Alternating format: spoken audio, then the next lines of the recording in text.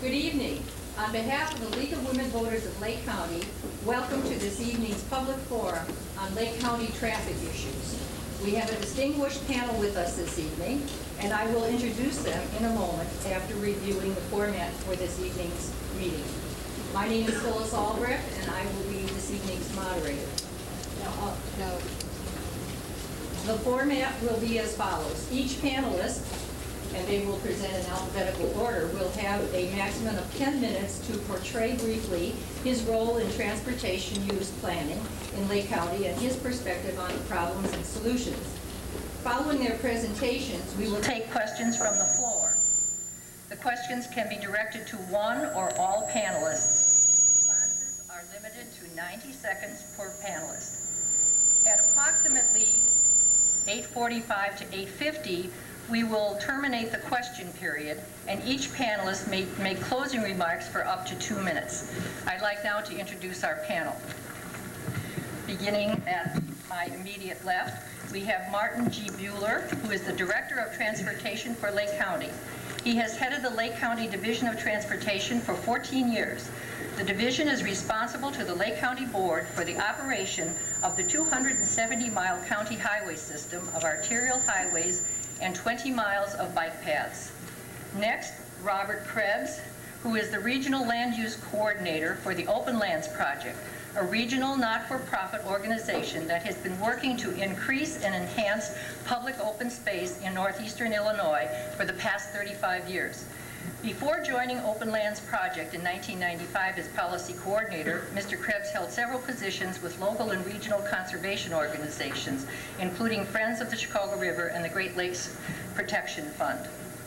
David Lutyens is currently the project director for Lake County Transportation Improvement Project. In the past, he has worked for the Illinois Department of Transportation as at the District 2 Dixon office, which covers northwestern corner of Illinois, including Rockford and the Quad City areas. He held that post for 34 years. He's also held positions of geometrics designer, project studies unit head, and consultant services unit head. Mr. Lutyens left IDOT in 1991 and worked for a private consulting firm, TYI Lynn International, Bascor, in Chicago as civil planning manager. Mike Truppa is a policy and communications specialist for the Environmental Law and Policy Center, a nonprofit public interest group based in Chicago and serving the Great Lakes region. ELPC has played an integral role in a local campaign to reshape Lake County's long-range transportation plan. Since 1993, he has served as communications director, policy analyst, and community organizer for ELPC's Transportation and Clean Air program, which has focused on balancing regional growth patterns through environmentally and economically sound transportation planning. He has become a leading voice for transportation reform in the media. We'll begin with you, Mr. Buehler, and I thank you all for participating this evening.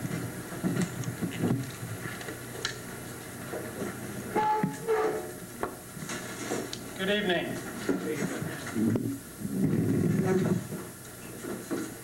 I hope you can see that presentation with the lights. We're talking about a transportation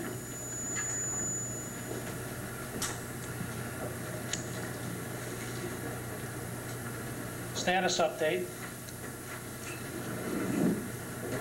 I'm way out of sequence here.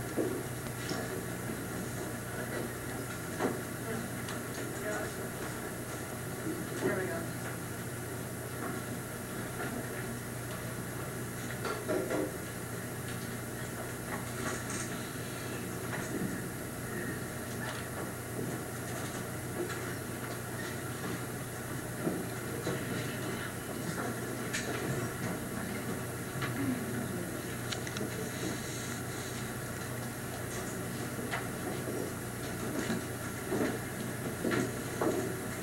My presentations, I'll have to do it verbally. I'm sorry about that.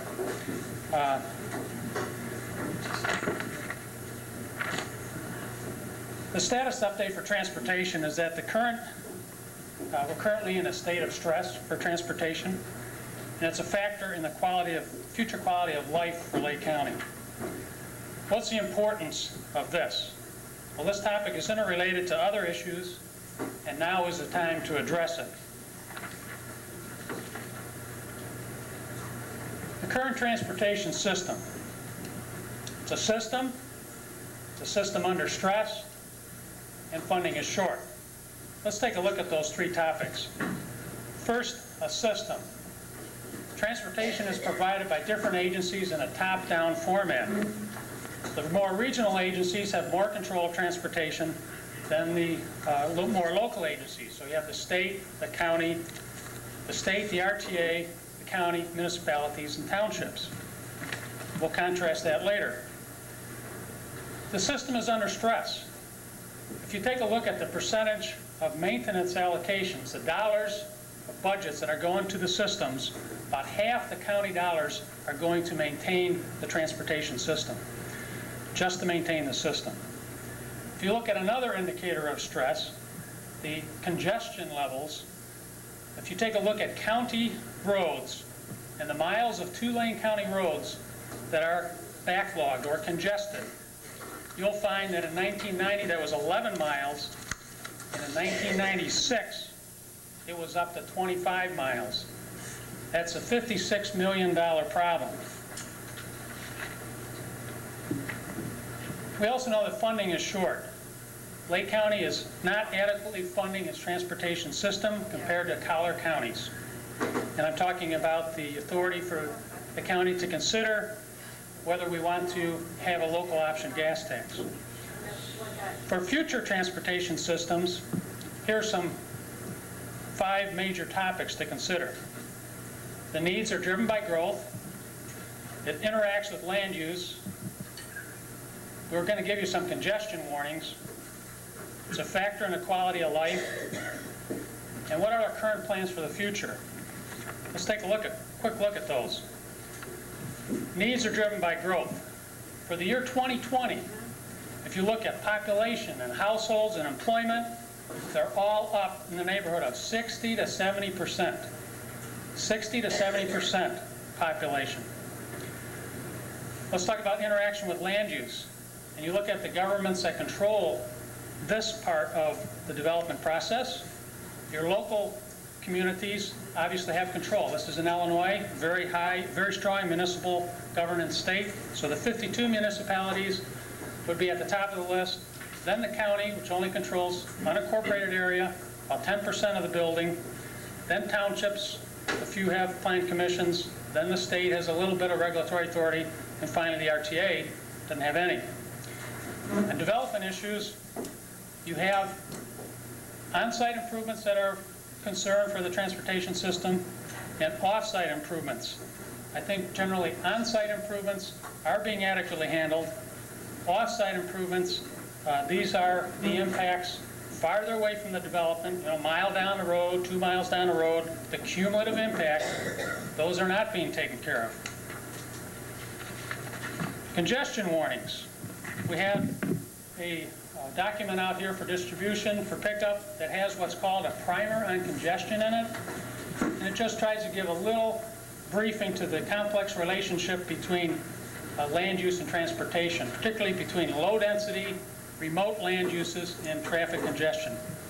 Encourage you to take a look at that. What it's showing is that auto travel is up. It's not just up, it's way up. And it's also showing that transportation investments have not kept pace. The result, not surprisingly, is congestion's building. Let me go over that again. The congestion warning is that travel is up, transportation improvements are not up as greatly. There's a mismatch there. In terms of some quality of life items, we're finding from our Economic Development Corporation that the people in the business communities are concerned about business climate as how it relates to the transportation capacity, affordable housing, where do the workers live? They have to live up in Kenosha County, drive down, the ability to get quality workforce, and the recruitment of entry-level professional and technical employees. These things are starting to play seriously in Lake County. If you look at other quality of life issues, I mentioned remote land uses. This is the desire for everybody to live away from everything else. We have a community, I live in Grays Lake, our adjacent community is Third Lake. They've allowed a Phil's Pizza place to be constructed, and it just so happens to be adjacent to Grays Lake. And you'd believe all the calls that the county is getting over this issue because it happens to be on a county road. Nobody wants to live next to a pizza place or a factory or a grocery store, anything like that. They want them remote uses. They also want low density. If you go around the county at the zoning hearings, you'll hear density, density, density as a concern. Well, it has to be asked, what are the mode options for travel that comes out of those desires of people? And it's automobile is a lot of times the only option. We also have to be concerned regarding transportation system improvements of air quality issues. We have to be concerned about how this all relates to greenways initiatives, bike trail initiatives. We just completed and are working on a second leg of a nice bike trail here in Lake Forest, the Skokie Valley Bike Trail. It won't solve any congestion problems, but it will help improve our quality of life a little bit. We have to be concerned about how drainage interfaces with transportation system improvements and wetlands. Lake County has the highest percentage of wetlands of any other county in Illinois. So that means no matter what project you do, whether it's a new road or existing road, any project, you're going to be touching wetlands, and you have to be able to manage those impacts. We are involved in creating a wetland bank with the Forest Preserve District. Well, we'll create more wetlands than we'll destroy, and that's an important policy issue of the county. Some current plans for the future. You're going to hear about the Lake County Transportation Improvement Project from Dave. The county's committed to cooperating with that and planning for the future. Some other current plans for the future. We currently have a year 2005 transportation plan, and we need to update that to the year 2020. We like to plan for 20 years into the future.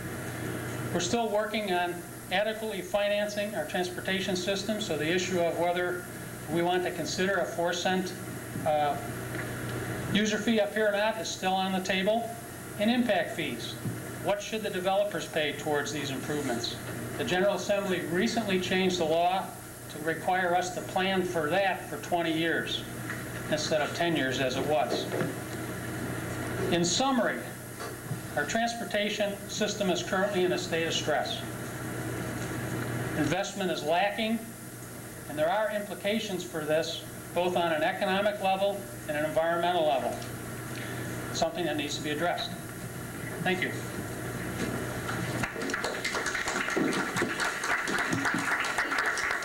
Mr. Krebs?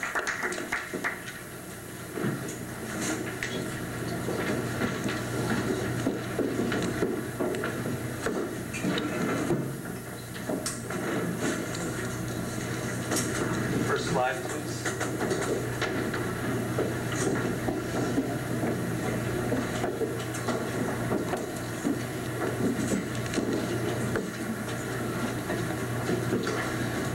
Nothing influences transportation as does land use. And of course, nothing influences land use as does transportation. This statement speaks to the heart of two of the most pressing issues that face Lake County today: loss of open space and increasing growing traffic congestion. At the same time, this simple statement speaks volumes about how our region has developed over the past 50 years and the consequences of that development as we plan for the future. Openlands project has been working on the land use and open space side of this equation for the past 35 years. In fact, we were founded in 1963 to increase and enhance public open space in northeastern Illinois.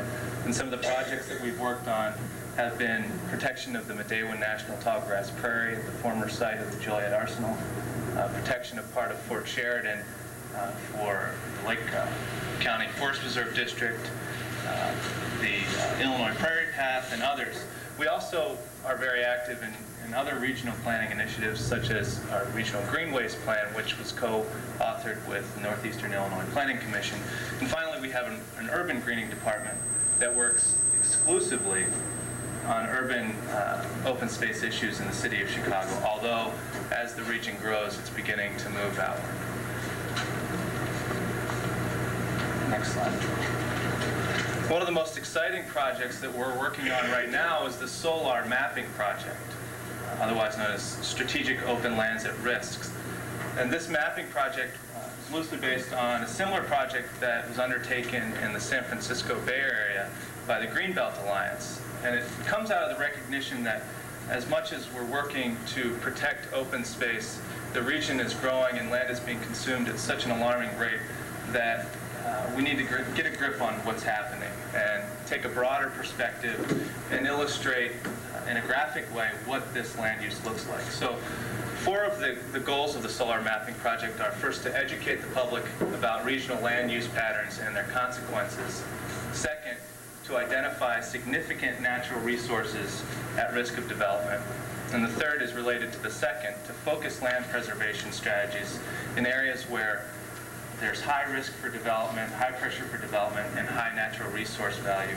And finally, it's helping to serve Openlands regional advocacy agenda to focus our regional advocacy efforts. The Solar Study Area comprises not only the 6-county northeastern Illinois region, but it also includes Grundy and Kendall counties as we expand outward.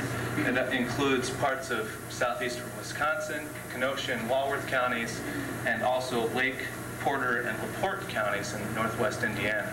And even though we started out as a 6-county organization, we're realizing that the influence of metropolitan Chicago is spreading much beyond the 6 counties.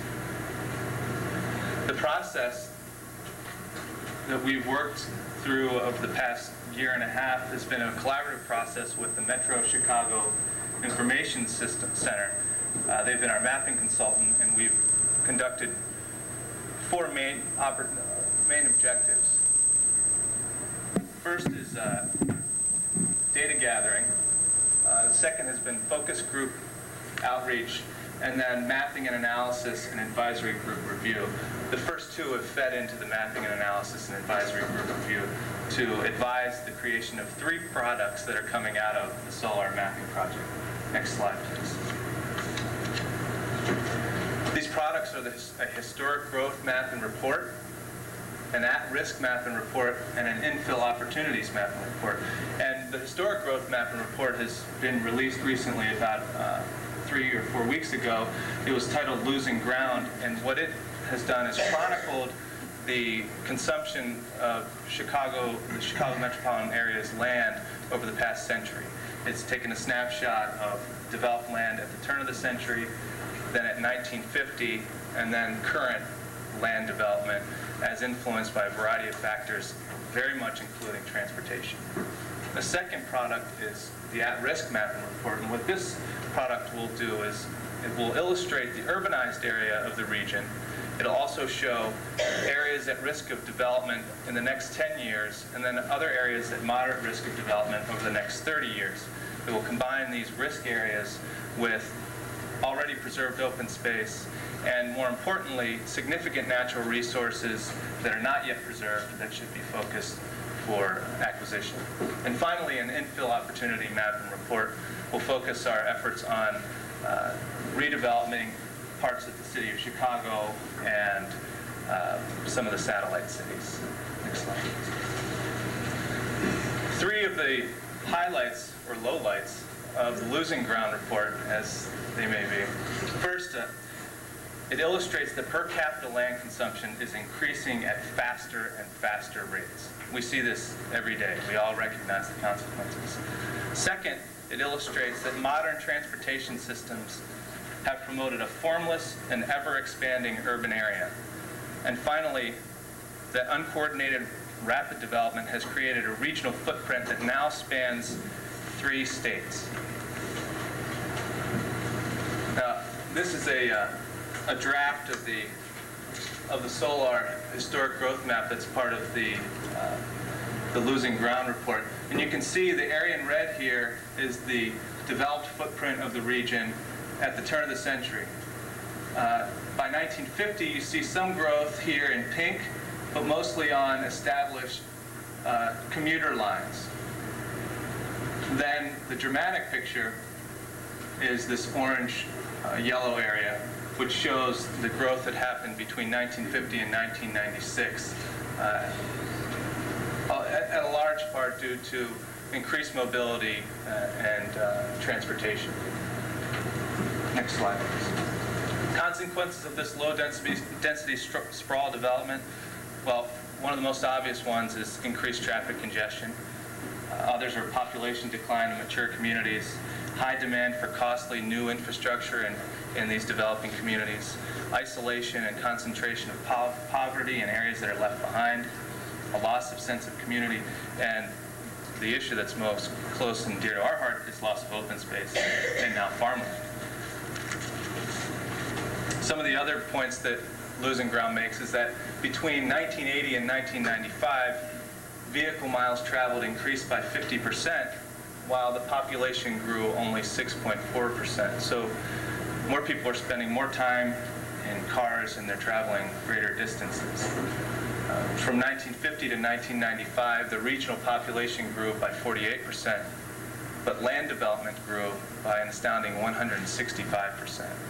And finally, more locally, since 1950, Lake County has lost about 100,000 acres of its farmland.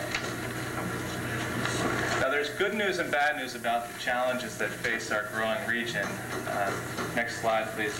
The good news is that because these problems are interrelated, there's a broad and growing movement of citizen groups, businesses, civic organizations, and even politicians that recognize that these problems are the most pressing problems that face our urban community and our growing urban community as we face the next century. The Metropolis Project of the Commercial Club, the Campaign for Sensible Growth, which is a partnership that is co-sponsored by NIPSI and the Metropolitan Planning Council and has broad participation of environmental groups, business groups, transportation providers, government agencies, is another of these regional partnerships. The Smart Growth Task Force has recently been set up by an act or a resolution of the Illinois General Assembly to look at loss of farmland and the effect of urbanization of the state and region. And finally, both gubernatorial candidates have committed and expressed strong concern about land use and its effect on quality of life and loss of open space, traffic congestion, and have committed to smart growth strategies. Next slide. The bad news is there's no silver bullet or quick fix to any of these problems. One transportation improvement project is not going to solve the problems of Lake County. Even a system of transportation improvement projects are not going to solve the problems of Lake County. It's going to take changes in land use planning. Admittedly, there will be some need for additional transportation improvements, but certainly not ones that have the effect of creating lower density sprawl and more low density growth in the county. Next slide, please. Finally, in summary, some of the solutions that Openlands Project is working on,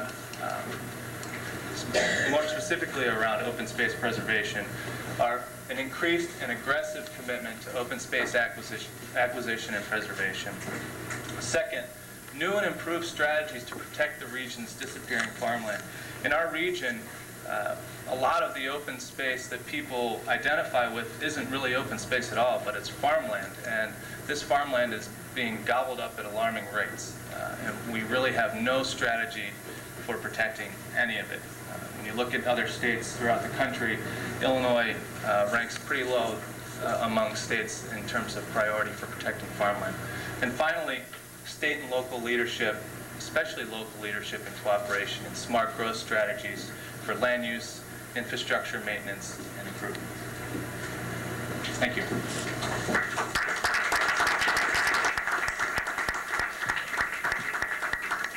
Thank you, Mr. Krebs. Our next panelist is Mr. Lutyens.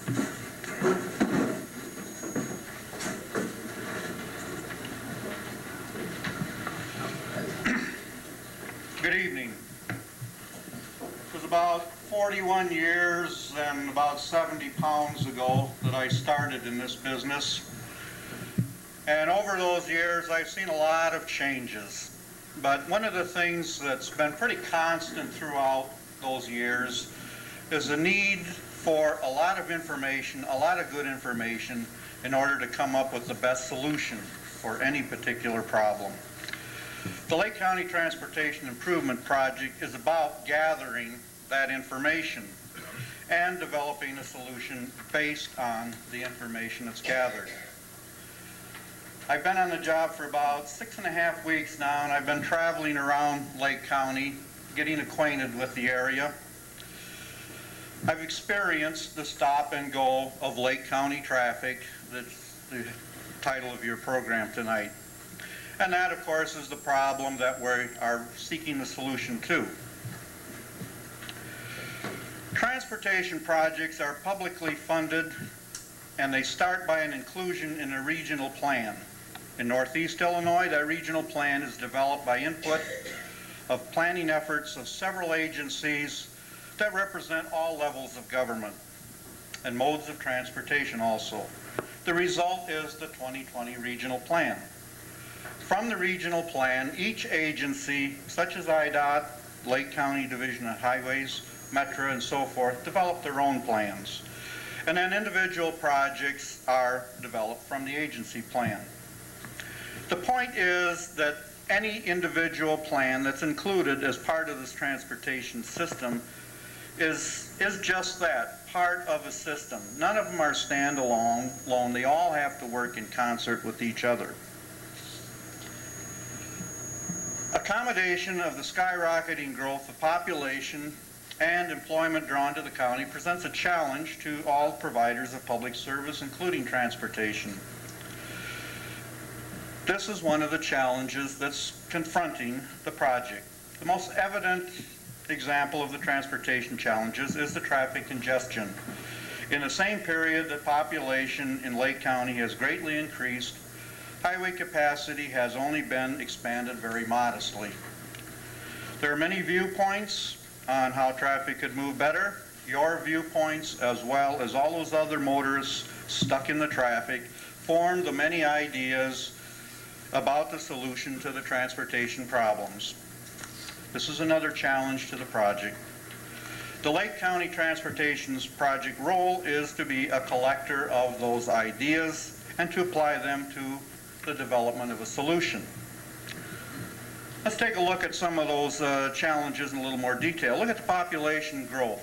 A nearly 30% increase in 15 years, and even by the most conservative population forecast, there will be a 32% increase by the year 2020, up to over 740,000. I come from a county, by the way, that's about 40% larger than Lake County in area, and the whole population of our county is less than 40,000. So it's really quite a revelation to me. Another indicator of challenges to transportation is the growth of employment. As you can see, the employment in Lake County has increased even faster than the population, more than a 60% increase in the last 15 years. And by 2020, we look for another 34% increase. So we have a population that's grown by nearly 30%, employment that has grown over 60%, and roadways in that same time being expanded by only 5%. The result, traffic congestion. Congestion that affects our quality of life and costs all of us in lost time and accidents. Tonight I'm here to tell you about my role in developing solutions to the problems of stop-and-go traffic in Lake County.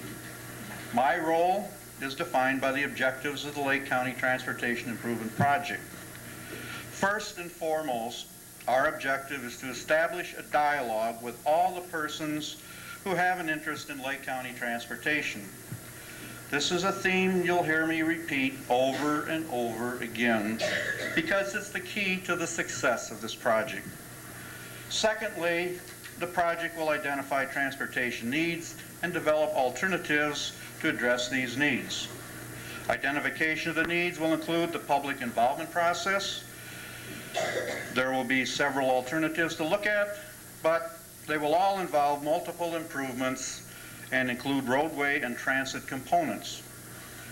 And the final objective is to develop a solution that will best address the needs, the public expectations, and minimize environment and socioeconomic impacts. Think of the many roads in Lake County as arteries that contribute to the life of the county. And also think about how Lake County interacts with the areas around it. It's because of these relationships that the project must consider a large area and the influence of that area on any set of improvements that constitute an alternative. Therefore, the project study area is larger than a traditional study area of a project. It covers not only Lake County, but covers portions of eastern McHenry County and northern Cook County. As I said, the number one objective is to expand communication. It's my goal to include the broadest range of persons interested in this project in the process of arriving at a solution.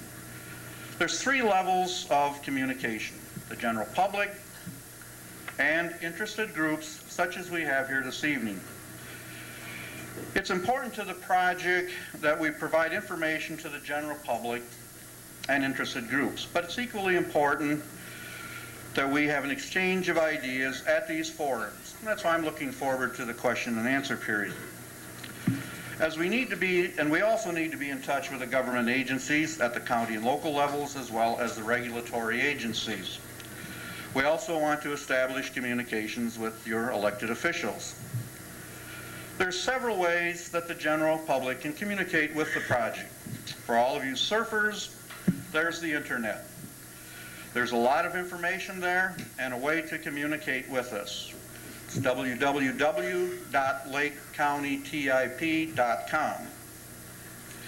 Project newsletter will be distributed within the next 2 weeks. There's a response sheet in there that you can be sent back postage paid. We'll be scheduling public information meetings and hearings. The first general public meeting will be in late January. Periodically, we'll issue news releases. And we have a project office where you can drop in and chat with us. Drop in any time from about 8 in the morning till around 4 in the afternoon. You may want to phone ahead to make sure that one of the staff members are there. And if you can't make it in those hours, give us a call and I can arrange something. This job is my life. And I can go up there in the evening and talk to you too. Interested groups can be involved through our Speakers Bureau. Small group meetings can be arranged. Contact our office. And the website's also available to the small groups. The project office is there for you. It's up on Midlothian Road, just south of Gilmer Road. It's in an area where there used to be open fields, but the other day they started grading the field across from us to build more homes. There are several opportunities for participation in the project by government agencies and elected officials. There's regular county board meetings, municipal groups, the technical advisory groups, and that'll meet next in October. Resource agencies meet with our staff regularly, and we also will be meeting with federal and state legislators. I want you to look at this slide. I've told you how this project is part of a regional plan. I've discussed the project challenges and the broad reasons for congestion. I've described the objectives of the project and the study area. I've discussed the extensive public involvement program and how we are trying to get the broadest representation of interested persons to participate. Now, how are we going to put that all together and proceed towards a solution? The study, as large and complex as it is, can be described in 4 steps that constitute the 2-year time frame that we are about a quarter of the way into. What is happening right now is the identification of the needs. This phase is nearly completed and will be discussed in a public forum within the next few months. The next step is the identification of logical sets of alternatives that address those needs. These sets will include individual projects that involve expansion of existing roadways, enhanced transit facilities, and new highways. Some alternatives will include all 3 components, and some will have just 2. Initially, many alternatives will be examined. We are starting some of this work now, and we'll be discussing these in public forum later this year and early next year. The alternatives will then be evaluated, and the number of alternatives reduced through the evaluation process. At each round of evaluations, all alternates will be evaluated with an equal degree of detail, so we have a true comparison. This work will be carried on throughout much of next year. There'll be several opportunities as we do this for all interested persons to participate in the evaluation. And finally, the solution. A final set of improvements will be identified as the recommended alternative. What do we get out of this project? The study will identify a range of transportation improvements that collectively will help relieve congestion and will provide a blueprint for transportation providers to build from. The study will provide a decision regarding the extension of Illinois 53. If Illinois 53 is included in the recommended alternative, a second 2-year study will be conducted, and that will examine in detail design issues and impacts involved with that project. And finally, in the course of this study, a lot of information is going to be developed, and that can be used by Lake County for land use and transportation plans. We're here this evening because growth in Lake County is producing a crushing amount of traffic congestion. This congestion can erode the quality of life that prompted many of you to locate here. And as I've traveled around the county in the short time that I've been here, I see the many beautiful sights that you do enjoy up here, and I can see what draws you to this county. I kind of equate a quality of life with a sense of well-being and happiness. Next time you're the 35th car in line, backed up at a signal, which could be on your way home tonight, look at the motorists around you, but don't make too long of an eye contact, you know about road rage. But how many happy, smiling people do you see behind the wheels of those cars? There's congestion now, and it's not going to go away, and it's not going to get any better doing nothing. A wise old philosopher named Mike Truppa once said, "Nothing ever stays the same. It either gets worse or it gets better." If there's a viewpoint that we should all be able to agree on, it's the viewpoint that a solution to the congestion must be sought and implemented. And I certainly agree with Rob Krebs. No one project is going to solve the transportation problems in Lake County. It's going to take a number of things to happen. And I hope that we can all work together and work towards those. And I'm pretty excited about being part of that. Thank you. Thank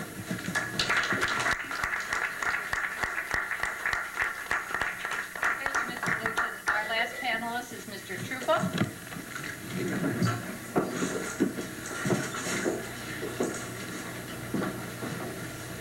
Thank you. I want to start out by expressing my gratitude to the League.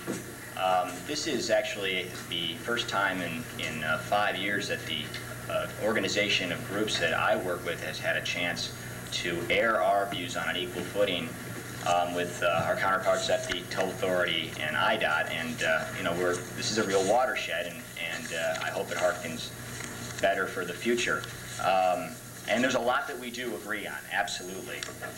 First of all, let me quickly say something about my organization. I work for the Environmental Law and Policy Center. We're a nonprofit organization that is based in Illinois and has a long lineage here in Lake County.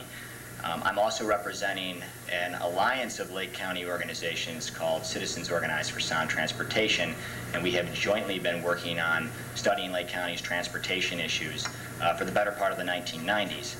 And it bears saying emphatically that we echo the principles embodied in the state's study of transportation improvements here in Lake County. And that's why we've already done the study. If the state is on a quest for answers about the right investments for Lake County's transportation future, I believe that we've already identified them, and I'm going to talk about that. First of all, let me give you the basic premise of the study. The study is called Crossroads, and that name is meant to connote the point in time that we find ourselves here in Lake County. We are at a pivotal juncture for all the reasons that Marty, Rob, and Dave have already discussed.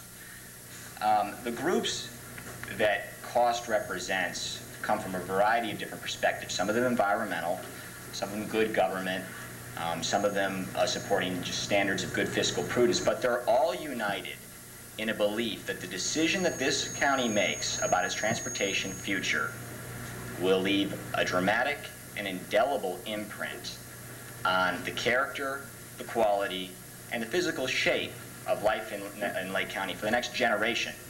And it's going to be reflected in far more than the number of cars on the road. It's going to reverberate in the number of people who live here. You're going to see it in the number of people that we have to school. You're going to see it in your tax bills, the amount of money that you have to pay for additional public services.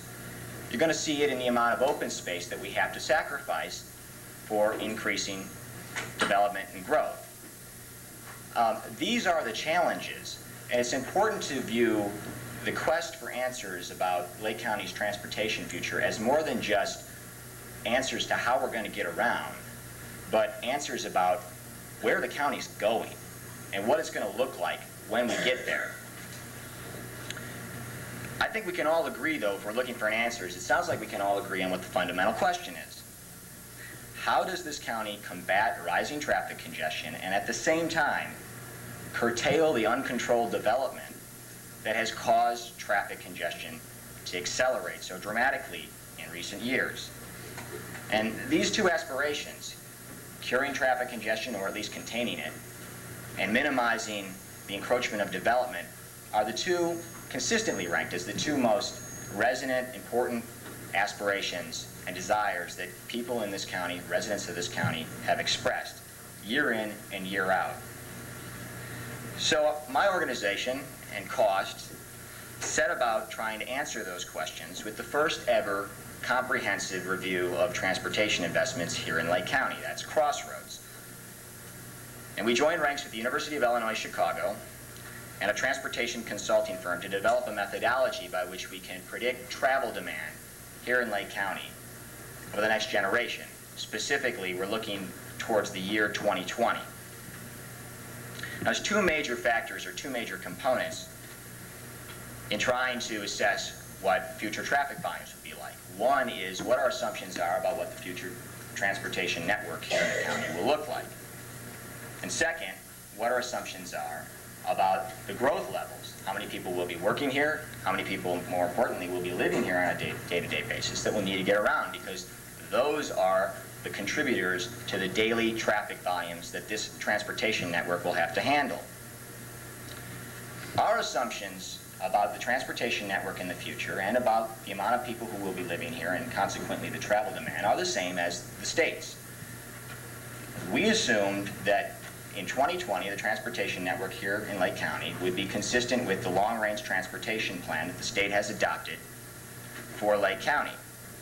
That includes a number of new improvements, but the ones that seem to attract the most attention are, of course, the Route 53 tollway, the $1 billion, actually $1.2 billion, 25-mile extension of Route 53 through the heart of the county, along with some surrounding improvements to the existing road network. And it's important to keep in mind that the plan to build Route 53 has always assumed that there would be improvements to surrounding roads in order to accommodate the flow of traffic onto and off of Route 53. It's analogous to building a major new pipeline up the center of the county, and if you don't provide any valves or any outlets to alleviate that pressure, it's not going to go anywhere. It's going to be stuck there. So obviously you have to make improvements to the existing road network. Secondly, as far as the questions about how much growth we predicted, we use the state's assumptions for a number of people who would be living and working here in the year 2020. Now, fortunately, we did our study about a year ago at precisely the same time that the state did something unprecedented here in the Chicago region. For the first time, it projected what growth levels would be like with and without various transportation investments here in Lake County. What we found is actually a very key point. Keep in mind, under the plan to build Route 53, the state is projecting that 60,000 additional people will be living here in Lake County. That's an increase in the otherwise projected growth levels of 20%. Now, the state has said, and some people will argue, that not all that growth would be attributed to Route 53 because the plan also includes additional service on the Wisconsin Central. And you know, that's a valid point. And certainly, some small margin of growth would occur if you added additional trains on an existing rail line. But without question, the massive amount of the growth that would occur would be attributed to Route 53. And we can say this not just because it's reflected in the state's own forecast, but we can also say it because it's something that the toll authority has proudly said for more than 2 generations. I actually have some transparencies, and I hope it's okay if I walk over here. I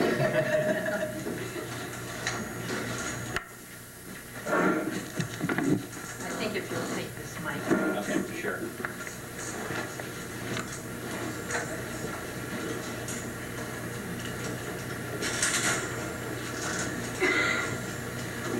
I'm just going to show this briefly. It's dense with a lot of text, but what it basically does is tell a simple story. This is out of the Toll Authority's 1993 annual report, and it's something that they've said quite often over the years because it's something that they're proud of, and there's reason to think that this is good, but you also have to wonder about what the impacts are.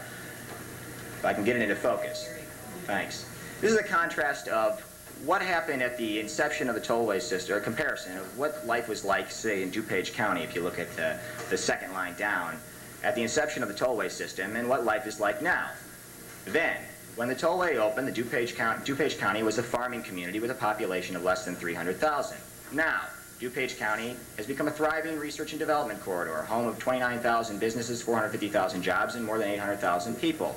Some of that's good, but no doubt there's a dramatic, demonstrable impact there. There are a lot more people living in DuPage County, and I would suspect that most residents of DuPage County will say that there's a lot more traffic than there was 40 years ago, or 20 years ago, or 10 years ago.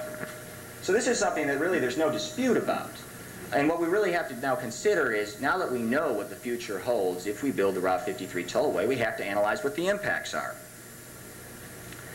When you have more people, you have more traffic. Our computer analysis showed that with the 60,000 additional people, or roughly 60,000 additional people, that would be living here under the plan to build Route 53, you're going to have 250,000 additional trips on the road network every day. 250,000 additional trips. And again, those are 250,000 additional trips on the existing road network, because whether they're taking Route 53 or not, no trip begins or ends on Route 53. No one backs out of their driveway and gets onto a tollway, and you have to take the existing road networks to get on and off of it. So that means that there's going to be a lot more traffic congestion on the roads. Now this is, I'm about to show something that hopefully won't cause people to go cross-eyed. This is an attempt to show, if I can get it, there we go. It's an attempt to show in red and green, and it really is just important to keep in mind the relative distribution of red and green.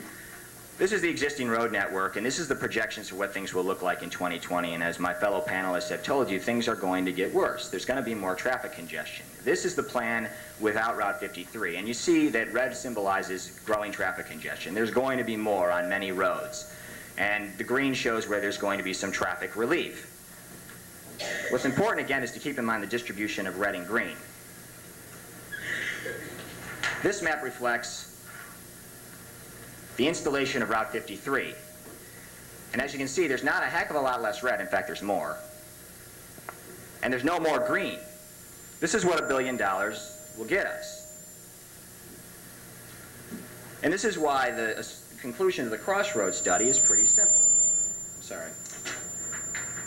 All that we're saying is that the state, the county, the organizations that are planning transportation for Lake County's future can get more with less. The beauty of the Crossroads plan was that we didn't invent any assumptions. We simply used the information that was already produced by the state. And our message is that the state can do what it wants, but to be more effective, it should just do less of what it wants. The process we'll spend less money, more than $1 billion less. We'll attract less development, We'll have less encroachment on the environment. We'll have less of a strain on our public services. We'll have fewer kids to have will be schooling. We'll have fewer library books that we'll have to provide. We'll have less police and fire protection that we'll have to pay for. And I guess most importantly, we'll have less traffic congestion. This isn't a panacea, but clearly the monopoly on the public debate has been owned by the Route 53 tollway proposal for most of the last decade. And in the meantime, there really hasn't been a lot of a discussion about anything else. And we certainly welcome the discussion now. We wish it had happened a little while earlier, but maybe many years earlier. But we also wonder why we just can't get on with the business of doing what obviously works more effectively. If the question is how to fund it, there are ways. So far, the toll authority has been the beneficiary of more than $100 million in taxpayer subsidies from the Illinois Department of Transportation. As many of you know, the Illinois Department of Transportation is responsible for improving these existing roads that I talked about in the Crossroads Plan. Toll Authority has more than $350 million in the bank. And we've heard a lot lately about how there's a shortage of funds at the Department of Transportation to do anything different, or to spend or to finance anything different. We have to wonder, though, why the Toll Authority simply just can't reimburse the $100 million that it doesn't need, that it's received from the Department of Transportation, because $100 million could go a heck of a long way towards making needed road improvements here in Lake County. In addition, there's been a proposal that's been floated at the state level in Springfield to consider ways in which we might be able to free up some of the money that's basically, if it's not gathering dust, and it's certainly gathering interest in the Toll Authority's coffers, we might be able to use some of that money to fund improvements to the existing roads. There are answers. We just have to be imaginative and innovative about it. There's been no limit to the innovations as far as considering how we can plan to build Route 53. It's time, though, that we innovate a little bit more about how we can finance doing something different when it's clear that building Route 53 will lead us down the wrong path. Thank you.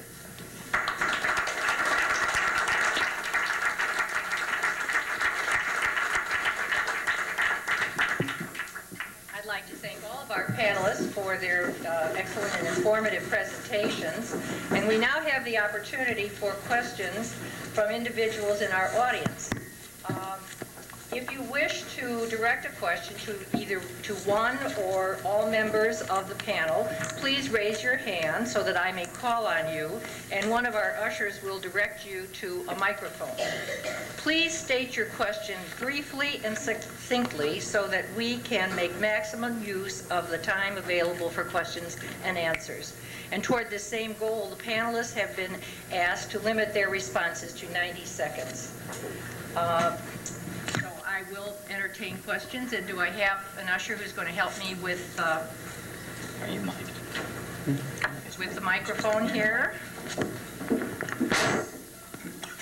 I guess they're on. I don't want to blame for any faulty engineering here. Okay, just, all right, if you'll just stay off to the side here, and then a question?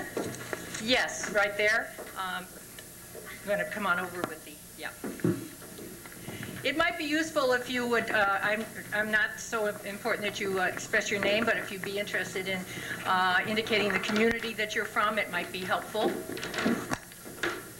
That's your choice, but it might be useful for other members of the audience and the panelists.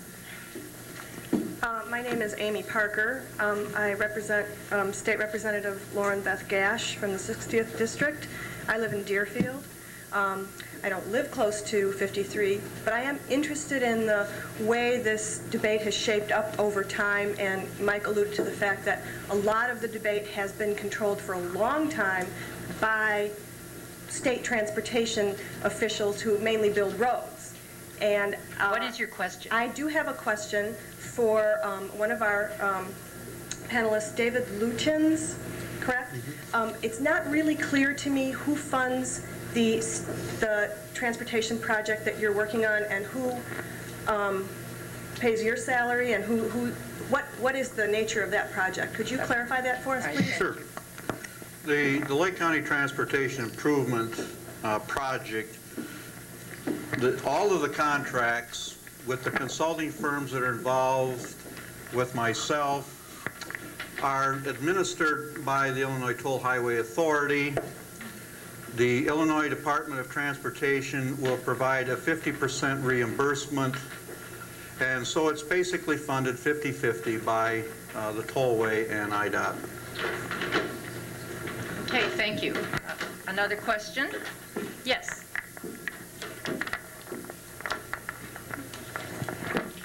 Hi, David Lutyens again. When you get through with your needs and evaluations and just get to the decision points, since a majority of the controlling emphasis here is being done through IDOT and Illinois Highway Authority, who is going to be actually deciding, looking at the information, which alternatives make sense and which ones will be pursued? Okay. Well, 90 seconds is not very much time to respond to that one, but basically, the state agencies, the Toll Highway Authority and the Illinois Department of Transportation are by statute charged with making those kind of decisions. That's the job of those agencies. And so the final decisions will be made by those agencies based on recommendations that come from the study that's being prepared by the consultants and being reviewed by myself and the staff. Rest assured, though, that the decision will involve a lot of input from the public, as I stressed quite a bit here tonight. I've never been involved in a transportation project that was built that didn't have a lot of popular support. And that won't be the case here. Would any of the other panelists like to respond to that question? If not, the next question. Yes, Phyllis, I want to commend the league also for holding this. And not to my surprise, neither the Tollway Authority nor IDOT are here. I think they probably thought you would be slanted toward quality of life. Well, I'm not sure they were invited, but... Oh, well, I thought somebody was. I had written a question, and little did I know that Mike Truppa would really touch on it, but it has to be really asked to somebody in the transportation field. And the fact is that a state-sponsored study by IDOT did conclude that even if the extension of Route 53 were constructed, major arterial highways would have to be approved. Now, if this is true, doesn't it seem logical that the state should begin by constructing the major arterials and see what that does to our traffic system? And then also, since at least $35 million were spent toward the right-of-way purchases for the extension, doesn't it then seem logical that that money paid by us by gas taxes, not tollway revenues, should be used for those arterial improvements? Okay. That's probably one Marty should handle. All right, Marty, would you like to respond to that question? When you come to a fork in the road, take it. Yogi Berra said that one. Okay, thanks. John, if I understood your question, it was should the money be used to preserve right-of-way? And should there be money used to preserve right-of-way, preserve options for the future? I can only answer that from a transportation professional's viewpoint, and that's a very legitimate, in my view, professional view, that's a very legitimate use of funds to preserve the options for the future, not lock out any options. Would any of the other panelists like to respond to that question? Dave? As far as the building the arterials first rather than 53,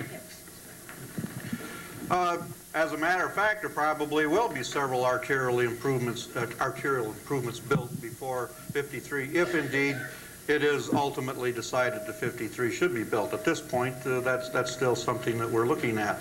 But there's going to be a lot of arterial improvements built in any event. Just as Rob said, there's a lot of projects that are necessary to handle the transportation problems, not just one. But what funds are they going to use? Well, the arterials will all be built with your motor fuel tax money. And that's why you pay that money at the gas tax, to get your roads improved. Okay, anybody else wanted to respond? Yeah.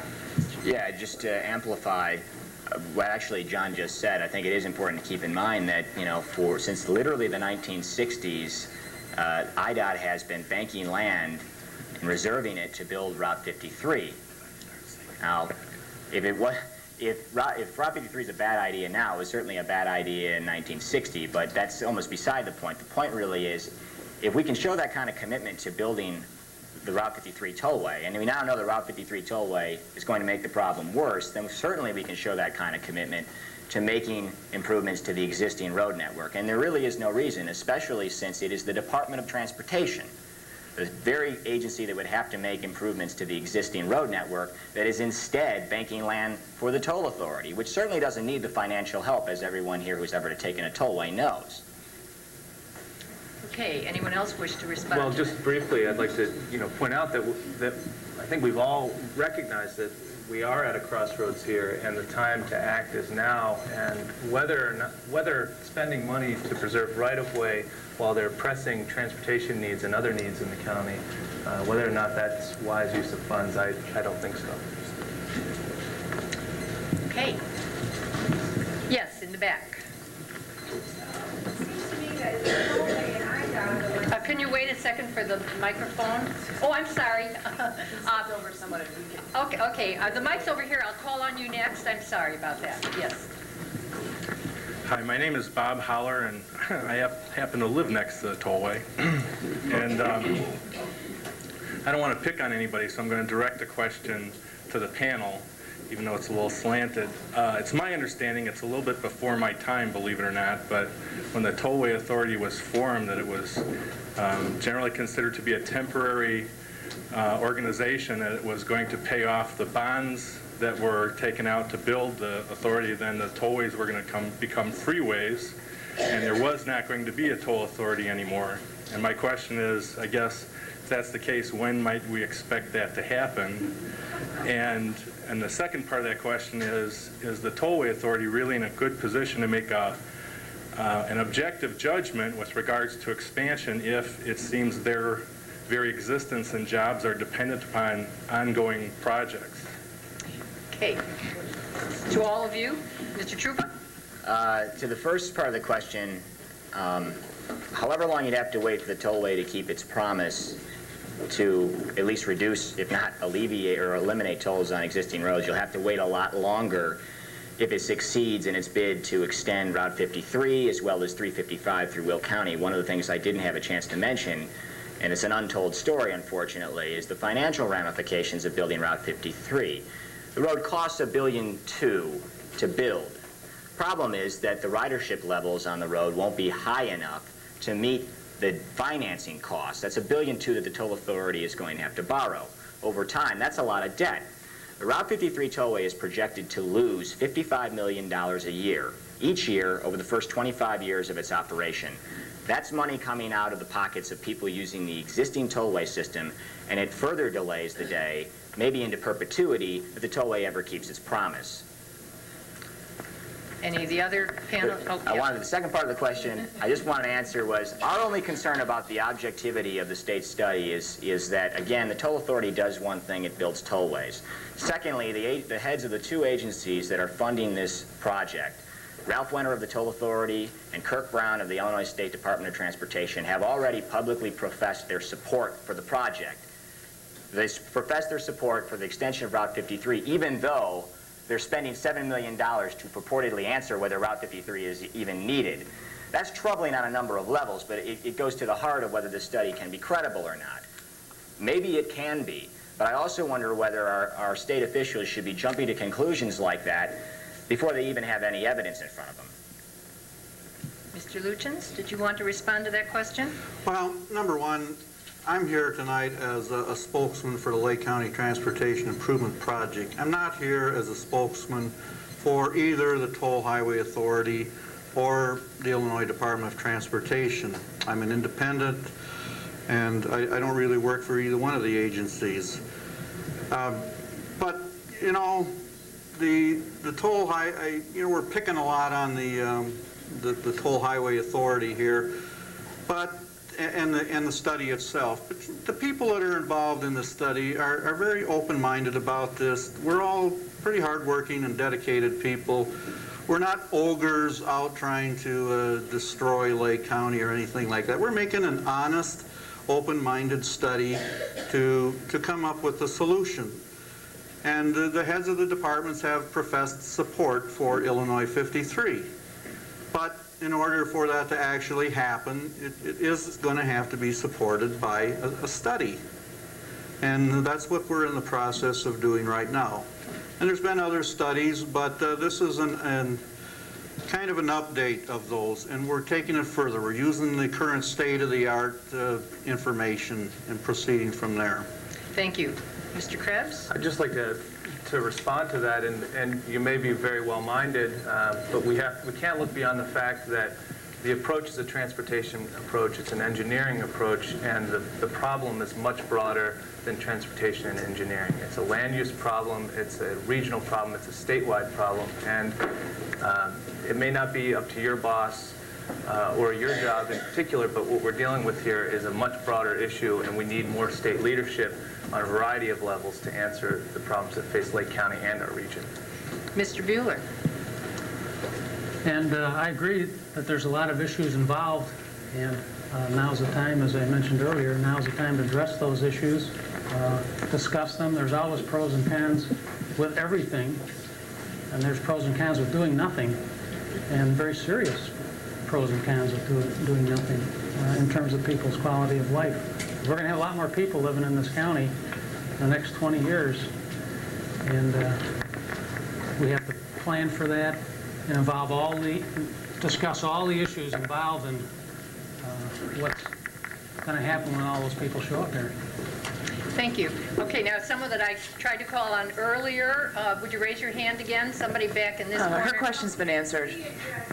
Oh, all right, that was addressed. Who else has a question for us? Okay. Pat Jester from Deerfield, and I come hoping to hear more about something other than the tollway. And I lived in Vermont, and you did mention something about land use there. I know that, if you buy land there, farmland, you can't build on it for a long time. You can't split it up. Has anything been thought through the Illinois about doing something like that? Coming from Deerfield, that we have a lot of streets blocked, you can't get through, which puts everything in Waukegan Road. If you could open up, the subdivisions don't have to, you go down one road, you go into your place. You've got to have more roads that go through. You get on to Fort Wilmette, there's a lot more roads. It's a lot more things you can do other than talking about the tollway. Okay, now, you want to put that in the form of a question? You have a question about the farmland? Basically, this farmland, are we thinking about some other things here other than just Route 53? I mean, there's a lot of roads that need Opening help. up other arterials Exactly. and farmland. I'd like to respond to that at least again. At least on a statewide level, there is some movement towards addressing the loss of farmland in the state and in the region. There's not much currently on the books that helps farmers keep their lands from conversion to urban uses. Right now, the only real thing is a voluntary agricultural districting program that allows farmers to get together and set up districts of 350 acres or more, but there's really no teeth to protect that land from being converted.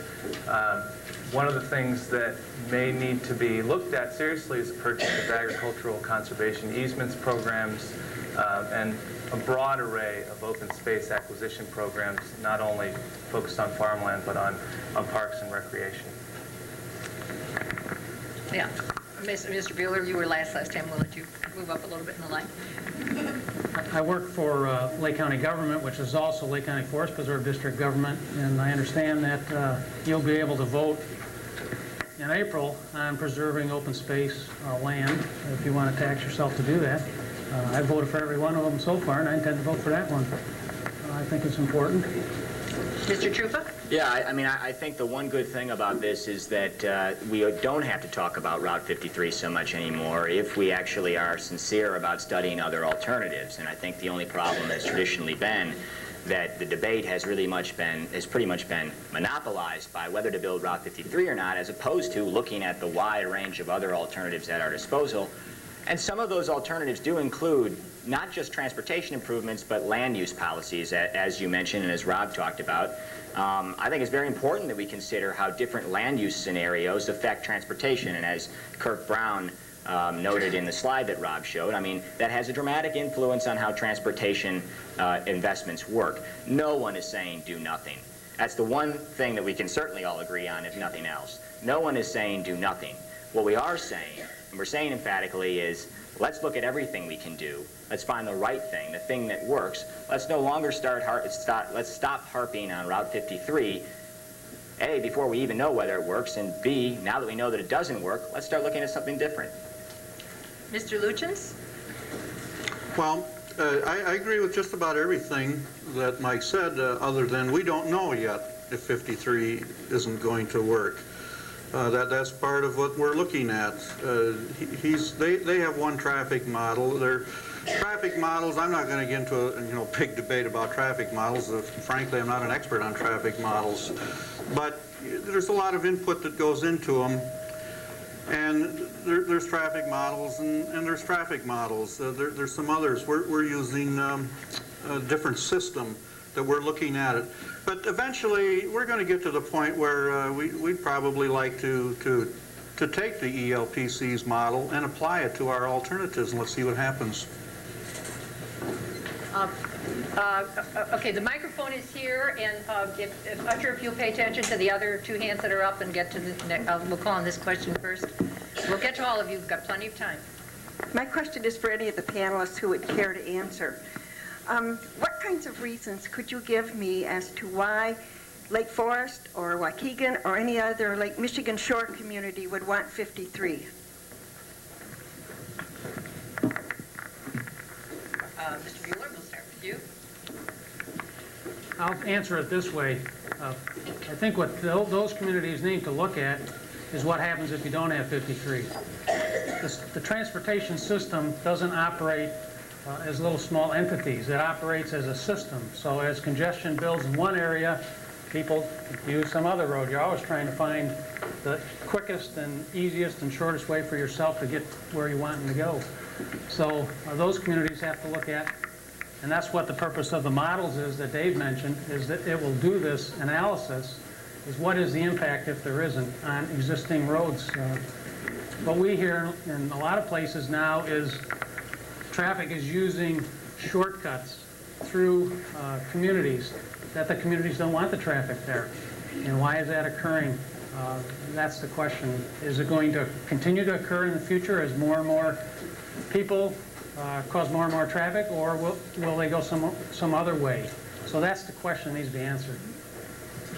I can't come up with any reason why communities to the east or the west or even in central Lake County, aside from maybe isolated cases where somebody jumps on the Route 53 and shoots in one direction, that anybody would want this road.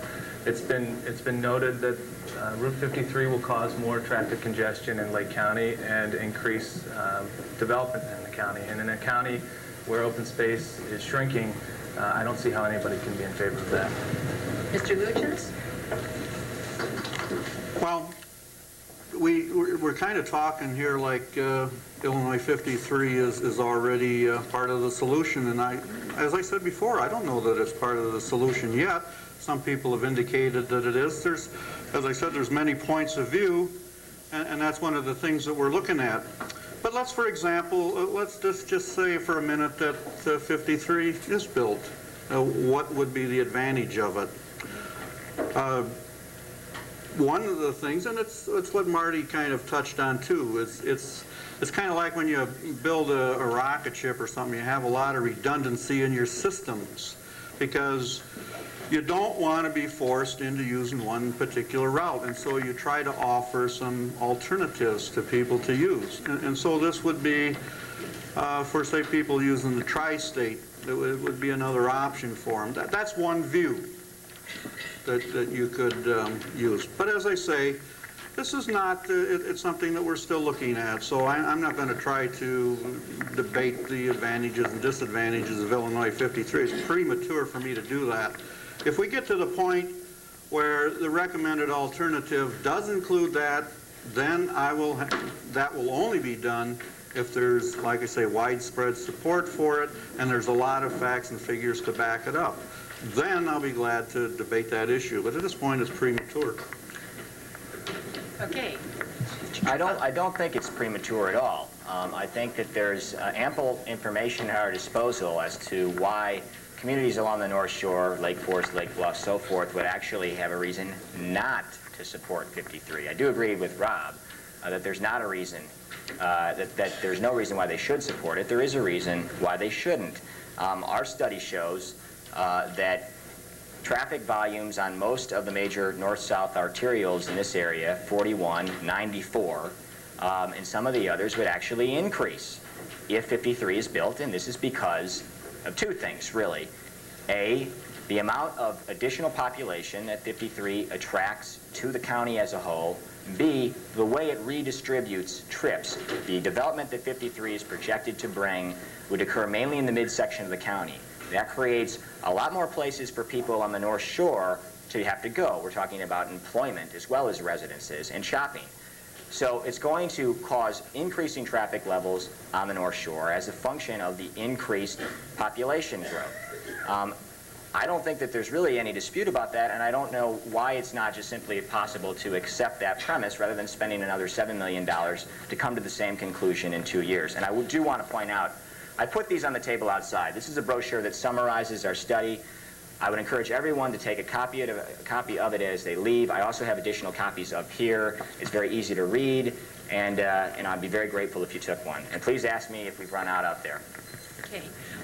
Looks like our usher has decided, and I think it's a good idea to have questioners perhaps form a line. That will save a lot of time. So if you'll just turn the mic over to the first questioner, please. Thank you. I want to preface my question with 2 points.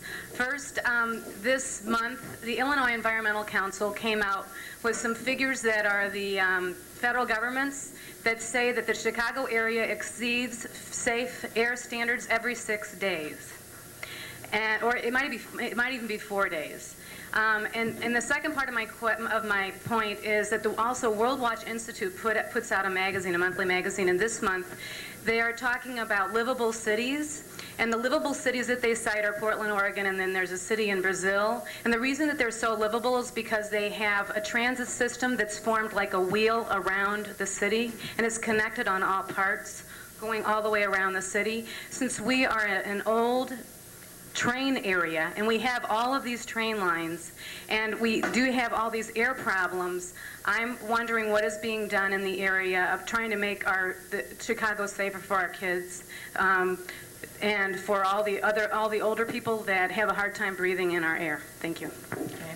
Anyone like to answer that? Respond to that? Okay. There was 2 questions. One was the air quality concerns, and the second had to do with transit lines and an example community. First, the air quality concerns. As I mentioned in my presentation, that is a valid concern that all regions throughout the United States have to address. It's not just Chicago, it's not just LA, it's all metropolitan regions. And there's a variety of activities that are being undertaken to meet the federal requirements to plan for this region for the year 2007. Some of them may affect your lifestyle pretty dramatically, and you may not like them. An example of that was the employee commute program that was law and was such disastrously received by the public that got changed. So that's a complex issue that's being addressed. The second issue had to do with a circumferential transit line. Part of the Chicago region's 2020 plan, which was mentioned, includes such a line. It's called the EJ&E Railroad. It goes through Lake County, starts in Waukegan, and goes around. And there's money earmarked in the plan to build a segment of that. And that's an interesting line because rail right now works great to get downtown Chicago. You can get on here in Lake Forest and everybody goes down there, good access. But if you want to go someplace else in the region on rail, you have to go downtown and then you can't get out. If I could continue 1 second on that. 1 second. Okay. This proposal would give you an option. If you can take a circumferential, then you'd be on the outer end of the line, and the trains are all going in. It may make more options available for people in travel. Mr. Krebs. Well, I think as we look to expand our transit options and transportation access, transit should be a major mix in that, and transit-oriented development is a way that that transportation can be used to foster more compact development, have less of an impact on consumption of land, and to the extent that those strategies can be used, we're very supportive of that. We'll be looking at transit components of all the sets of alternatives that we're developing. But one of the things, and I don't remember the exact figures, so I really shouldn't quote them, but I was just told today, as a matter of fact, that they had looked at the relationship, or they had decided how far would a person be willing to walk to a train station. And they thought, well, maybe a quarter of a mile would be reasonable. And then they took all of the stations and the transit lines, and they looked at that, and they found that the majority of people in Lake County live within walking distance of a train. However, only about 3% of the trips that are made in Lake County are done on transit. 97% are still done by automobile. We live in a democracy, thank heavens for that, and so you have freedom of choice. And most people have chosen to use automobiles as their mode of transportation. We will be working with the transit companies, with Metra and PACE, to look at things that might make use of transit more palatable to people and try to encourage the use and put that mix in. But nevertheless, the vast majority of people are still going to use the automobile as their mode of transportation. Mr. Truppa? That's absolutely true. The vast majority of people will. But one of the things that transit does is it shaves off a certain percentage of traffic at peak hours of the day. All transportation planners will tell you that congestion, and it's your own experience, generally congestion is at its worst in the morning and evening rush hours when everyone's trying to get to work or back home. A transit line that can reduce that peak hour traffic congestion by a small margin, as much as 5%, can make a dramatic impact in the way that you experience congestion. And as far as democracy goes, in the way that the public responds to traffic, I have to say that there's been a pretty resounding plebiscite here in Lake County in favor of additional transit service in the form of the Wisconsin Central line. The line is brimming with ridership. It has exceeded expectations. It has skyrocketed through the roof. I think that this harkens well for the future, and what it underscores is that we've talked a lot about what we shouldn't do. That symbolizes what we can do. We can do something that actually makes the problem a little bit less harmful, that costs less money. We can do something that reduces traffic congestion that people do want. And we just need to start thinking a little bit more creatively, maybe just a little bit more positively about things that the public wants, rather than things that an individual agency wants. Thank you. Next question? Well, actually, my question was just that. I was going to ask if any serious consideration had been given to increasing the rail lines, which I feel has got to be less environmentally devastating than a new tollway.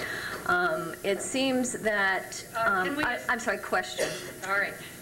My question will be to Mr. Lutyens. I want to know when, you say that you may consider the crossroads study, but when will you give it some credibility? Mr. Truppa tonight has given us figures, he has given us data, he has overemphasized so many times that this has already been done, and it just seems that we're just going to repeat this again. And again, I'd like to see that money be put towards some research towards increasing metro lines. All right, Mr. Lutyens, would you answer that question or respond to that question, please? Sure. When we have reached the point where we've identified sets of alternatives, I've offered to use Mr. Truppa's program or model to run it with our systems to see how it compares.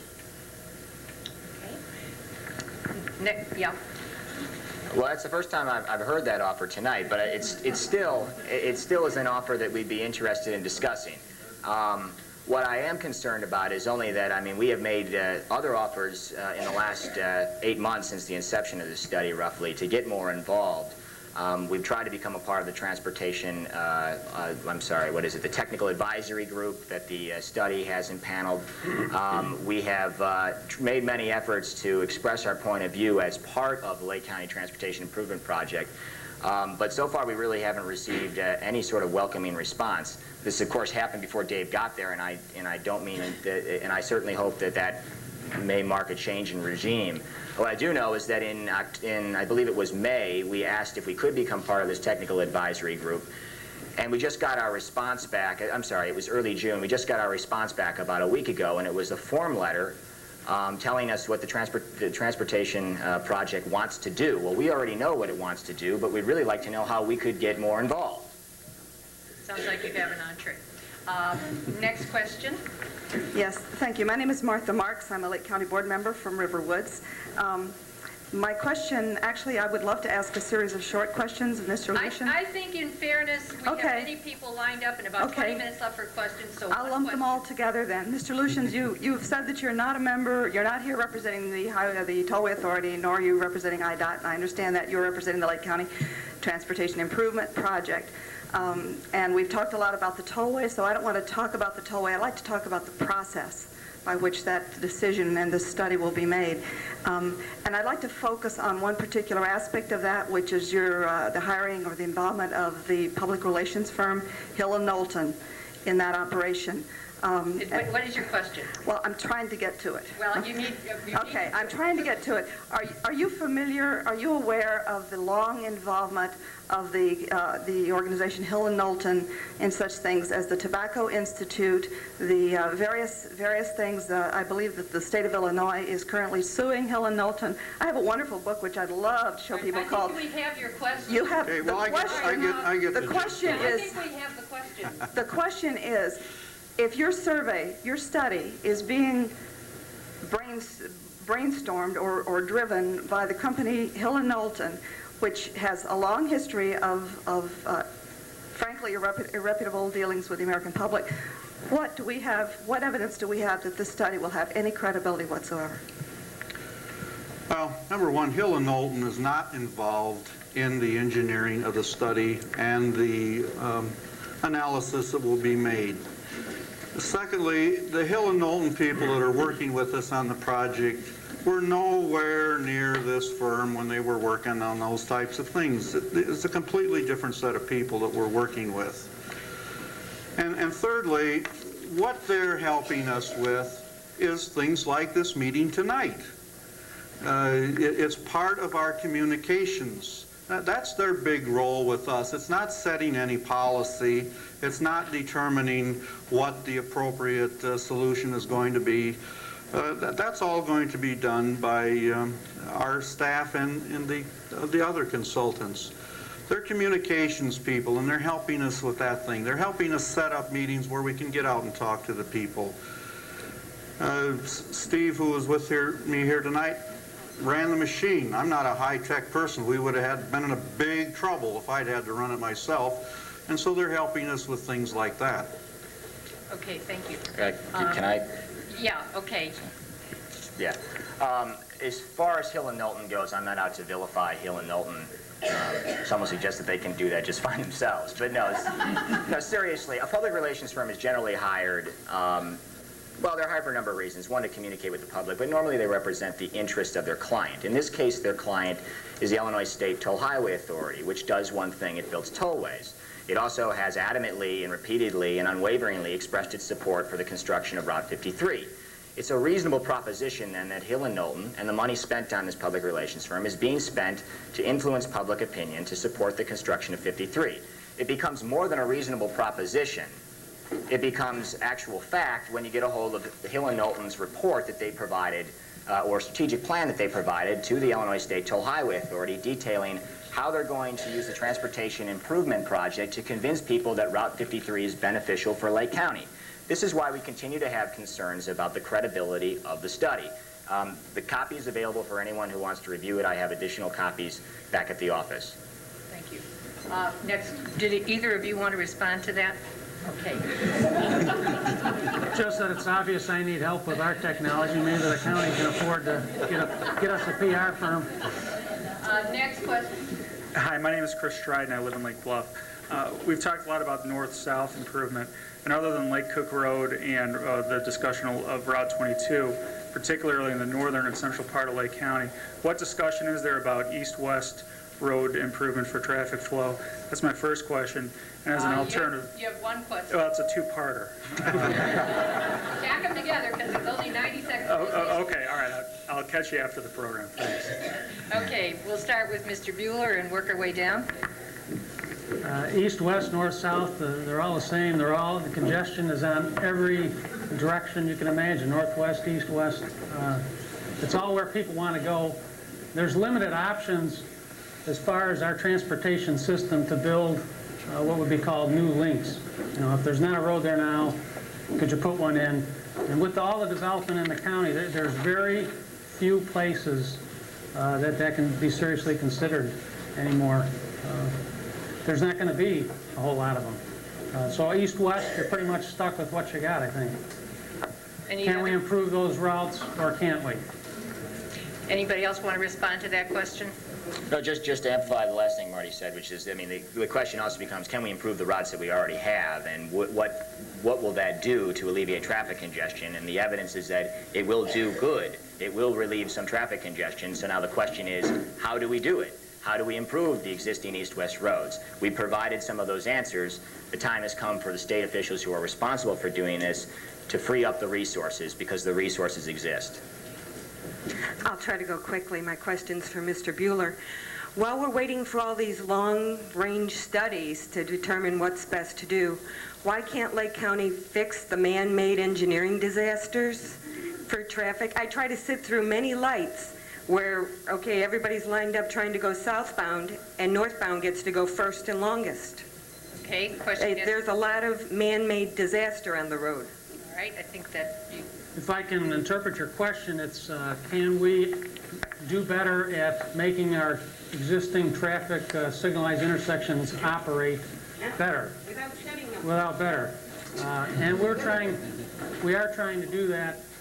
The county's been successful in securing, and IDOT has also, securing a special pot of federal money called CMAQ. It stands for Congestion Mitigation Air Quality Funds. And a portion, you can only use those funds on projects that improve air quality. And one of the candidate projects you can use it on is traffic signal interconnection. And we've had 4 projects ourselves at the county level, and I know IDOT's had quite a few throughout the region. With the technology, the electronics that is coming out now, it's a lot, there's a lot better equipment to do that. You know, they're using fiber optic cables, you know, like they use with the telephone transmissions instead of the coppers, and it does a lot better. It doesn't break down as much. So there is a lot of that going on. And if you have any in particular that is on your list, stay after the program, please. After the program.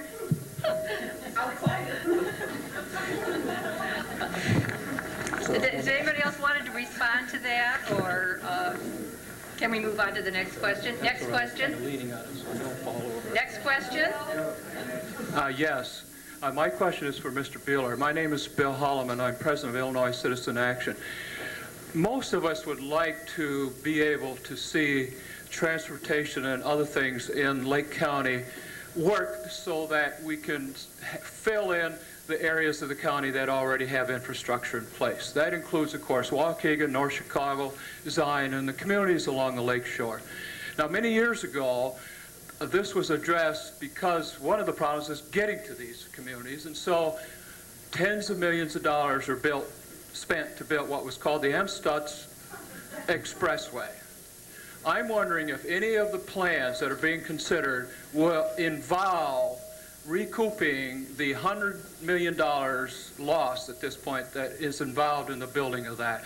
The purpose of that was to bring transportation into the shore. I think they have the question. It's regarding the Amstutz. In the interest of time, I'm going to let Mr. Buehler respond to that. I think the question is what happened to the Amstutz Expressway? No, are you going to work on it to make it a doable expressway? Well, let me first answer what happened to it. there was an alignment study that was done and a route picked out. The community, and part of it was built. In the interim, the community decided not to pursue any further action on that route, and the alignment has been lost. It's been given over to development. Well, I hope the rest of our planning does better than that. All right, next question, please. I love the Amsteds. Got us here.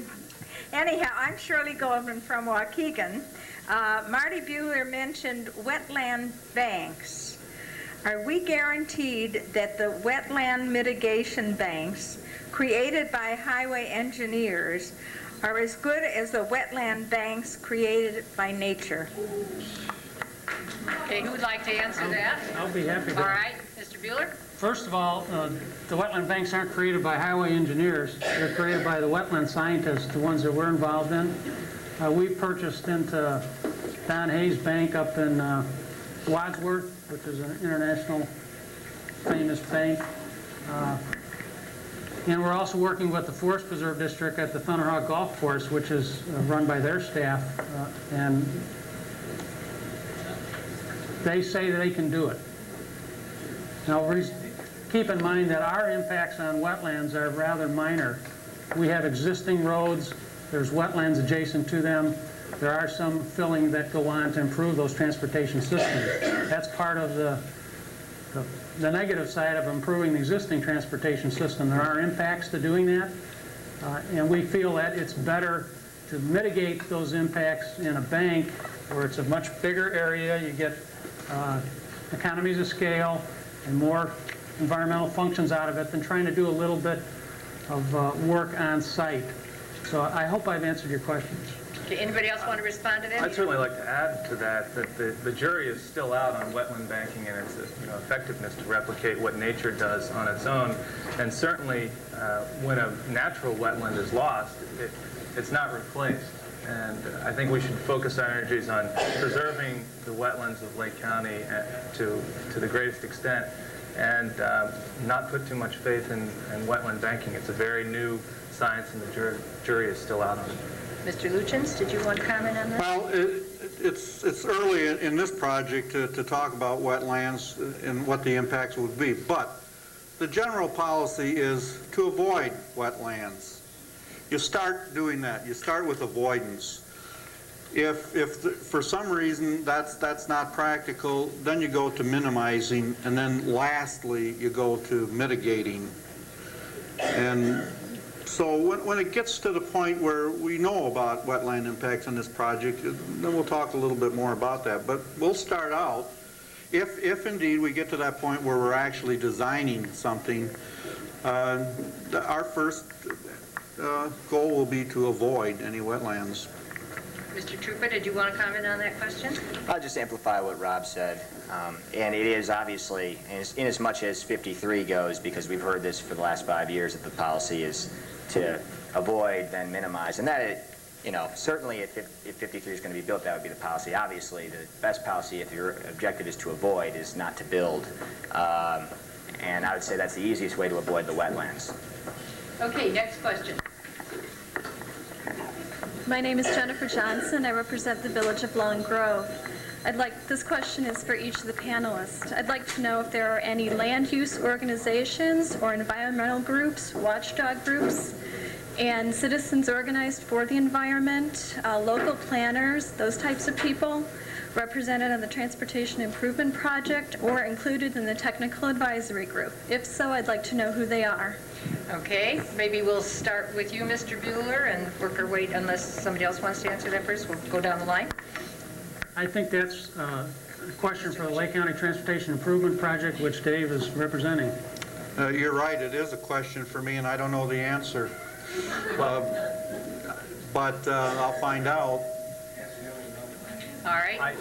I can speak for Openlands. Okay, if we keep, Speaking for Openlands Project, I know of no invitation that's been made to us to formally serve on any technical advisory panel or to be otherwise included in the Lake County Transportation Improvement Project. I did have a stop by their office earlier this week and enjoyed my visit, but there's been no formal invitation to us.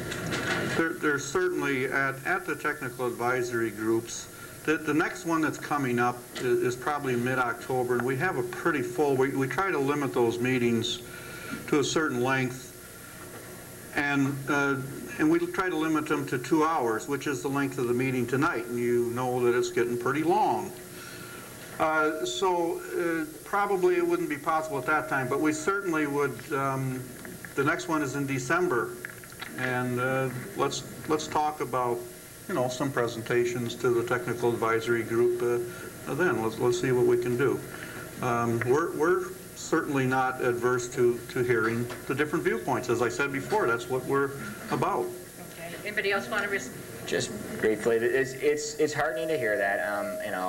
There's hope for change. We so far have had reason to be concerned. The organizations that I represent here tonight, Citizens Organized for Sound Transportation, has asked to be involved in the technical advisory group. Has asked to be involved in other aspects of the project. It showed up in June with a contingent of 9 public officials, elected officials from Lake County, county board representatives, and state representatives to express its concerns because they read in the paper that this is what the project wanted to hear. It wanted to hear citizens' concerns.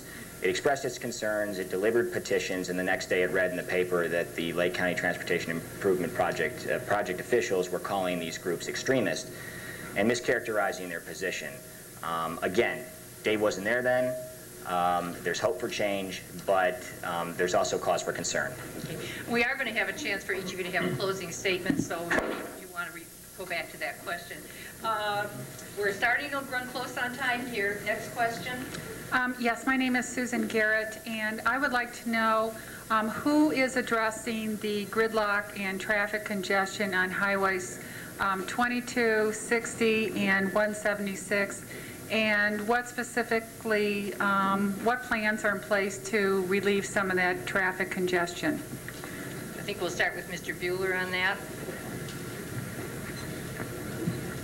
I think as was indicated, that's part of the overall study of transportation in the county as part of the Lake County Transportation Improvement Project, and that's why the county is interested in participating, because we need to update our transportation plan. Currently it's on the books for the year 2005, and that's getting pretty close for planning purposes. We need to get to the year 2020, and so we know that there's going to be a lot more people and jobs and employment and households up here, and we need to see what the impact of those is going to be. We do have several projects underway ourselves to address things in the short term. You mentioned Illinois 176 at St. Mary's Road. We'll be having a project going there starting up soon, so that's something in the short term.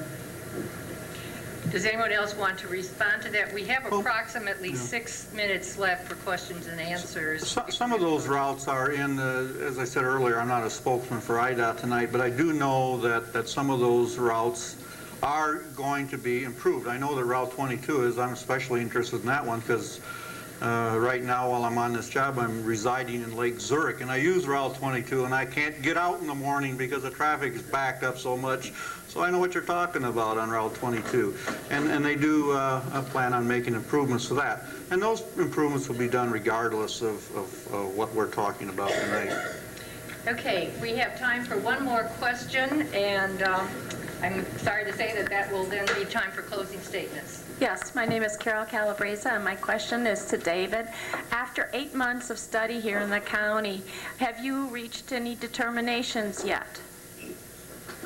Well, it hasn't been going on for 8 months. As far as me determining anything, I've been here about 6.5 weeks. But where we're at in the study is we're still in the process of identifying, and I almost hate to say this, needs, but because I'm sure that all of you are out there saying, what do they mean, needs? We all know what the needs are.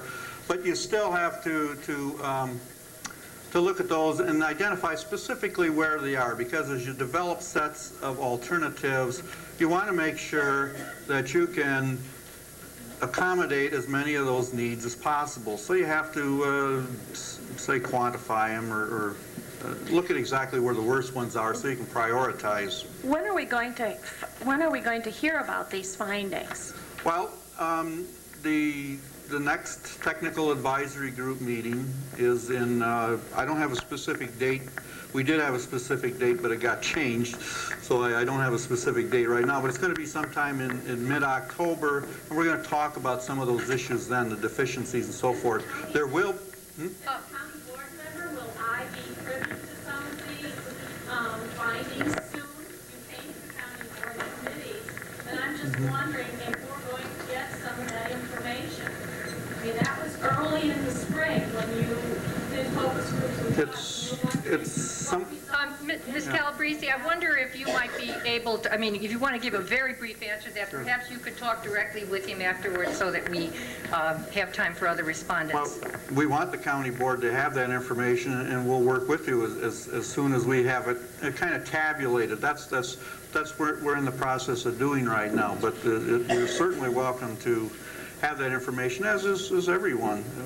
We're going to do this in an open manner, and every step of the way, as we develop the stuff, it will be available. Anyone else want to respond to her question? Yes. Briefly, because I know there's going to be other questions, I do think we know what the needs are. There is a need, a dire need, to improve the county's existing transportation network. There is a need for our state officials to show the same creativity, the same imagination, and the same basic willingness to spend resources on something other than the Route 53 extension. When that happens, you will see improvements. And the only question is why it can't happen now, and I haven't heard a good answer to that. Okay, we have time for one more question. If the question is briefly stated, and if it's directed to all respondents, if they will limit their responses to 30 seconds. That's about the time we have left. Our next questioner.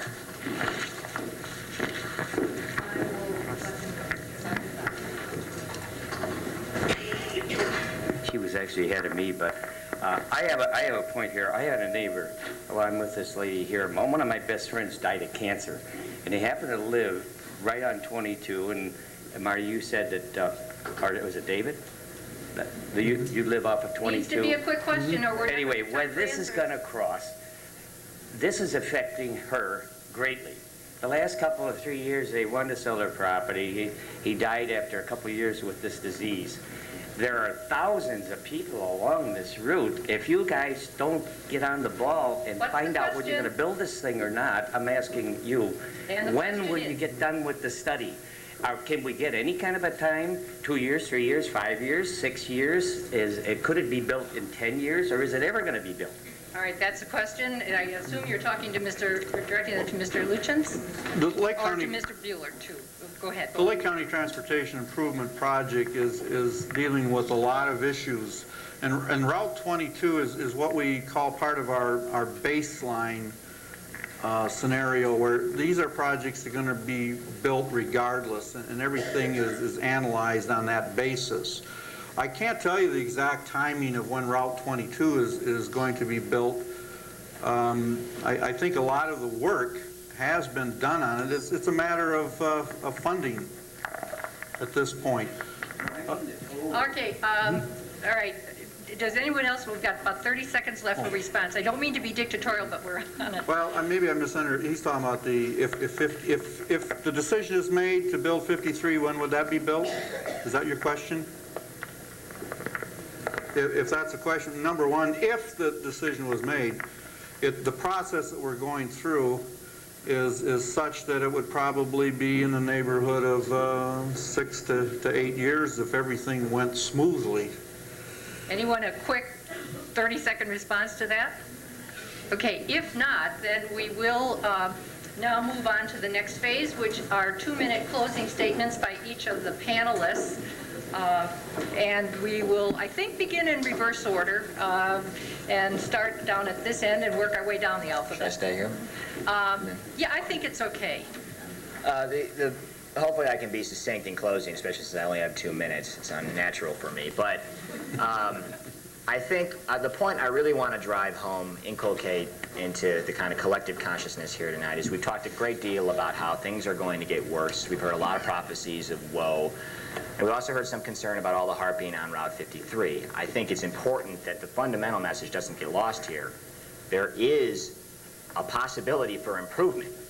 I'm talking about that, what's in the Crossroads plan.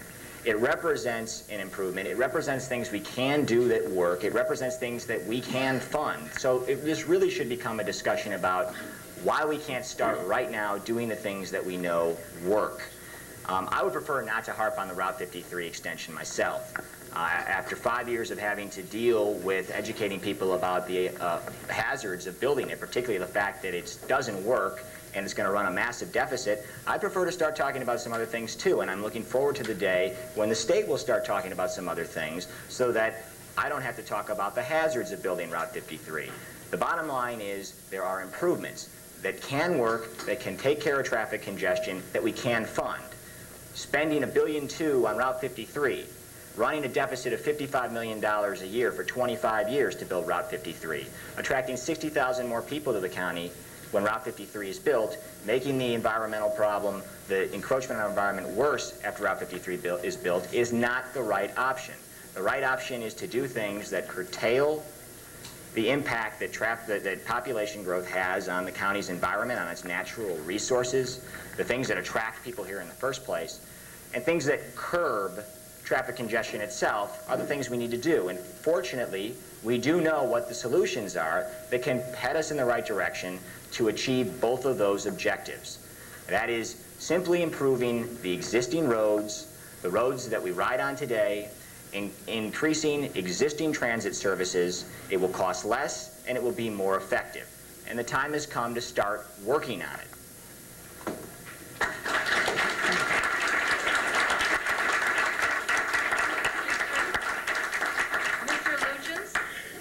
Well, the project that I'm involved with, right now, we're about a quarter of the way into this 2-year study that I mentioned before. It possibly will have a second 2 years, maybe it won't. That just depends on what the outcome of the first 2 years is. But in all of the years that I've been involved in transportation projects, and I've sat up in front of groups like this many, many times, and I've also heard a lot of negative comments about projects, and I've heard those over many, many years too. And all of these projects are involved in an open forum. That's the thing that I need to stress the most to you tonight, and the thing that I want to take away, that I want you to take away with you. We're not dealing with one particular issue here. We're going to answer that question, should 53 be extended or not. And when this study is concluded, if that is going to be, this is probably the last time that the issue is going to come up. This study is either going to, it's going to resolve that one way or another. This is probably the most heavily public involved project that I've been involved with in all of the years that I've been working on projects. It's the most open that I've ever been involved with. My career goes back before the National Environmental Policy Act. And back in those, you talk about studies, you're tired of studies and so forth, but you know the reason you have these studies is because a lot of laws were passed to make sure that various features were protected. Thank heavens for the environmental people who brought us an awareness about wetlands and other issues. And I think we're all better off for that, and I don't dispute that at all. But the reason that we have studies is to make sure that the highway improvements that we do build, if we do build them, have the minimal amount of impact to them. That's why we make these studies. When I started out, your public hearing was plans spread out in the trunk of the design engineer's car, and then the bulldozers came the next day. The clock is ruling tonight. Mr. Krebs? I'd like to close by reiterating that the solutions to Lake County's problems do not lie exclusively in any one transportation plan or even a system of transportation improvements. In fact, some transportation improvements might make the problem a lot worse than it is. Could cause increased traffic congestion, greater low-density sprawl, and loss of open space.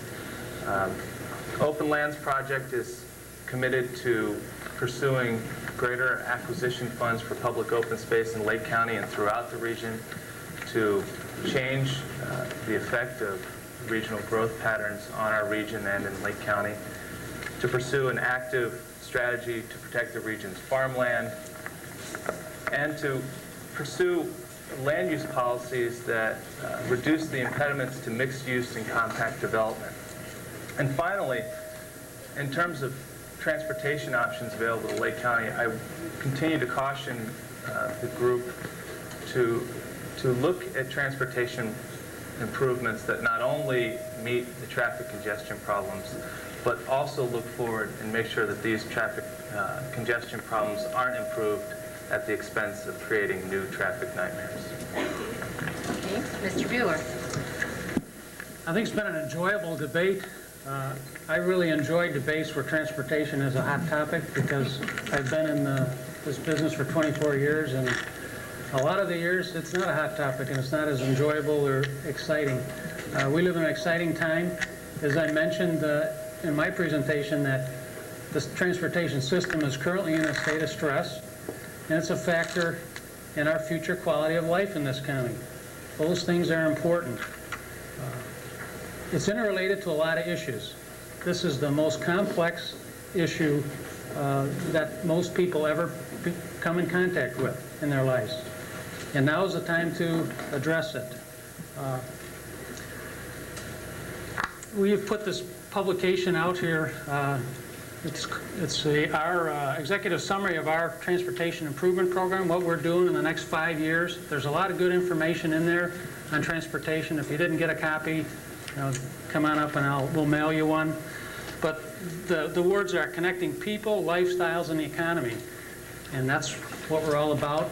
That's why we need to solve this, because it involves people, involves people's lives, involves their lifestyle, what makes them enjoy life.